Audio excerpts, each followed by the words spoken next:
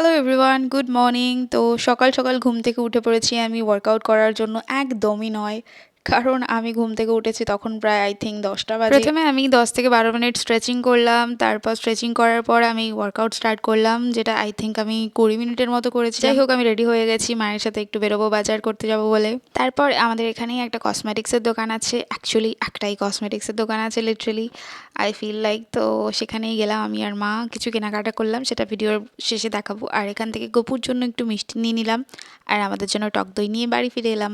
আর বাড়ি এসে চা আর এই লুচি আর তরকারিটা দিয়ে সকালের ব্রেকফাস্টটা সেরে নিলাম। আমি বরাবরই লুচি প্রেমিক, মানে লুচি দেখলে আবার নিজেকে কন্ট্রোল করতে পারি না। আর এখানে যা যা দেখতে পাচ্ছ এগুলো সবই অ্যাকচুয়ালি রোজকারের দরকারের জিনিসপত্র। মোস্টলি সবসময় আমরা অনলাইন থেকে অর্ডার করি, বাট কিছু কিছু টাইম কি বলতো, বাইরে গিয়ে কিছু কেনাকাটা করার মজাই আলাদা সত্যি বলতে।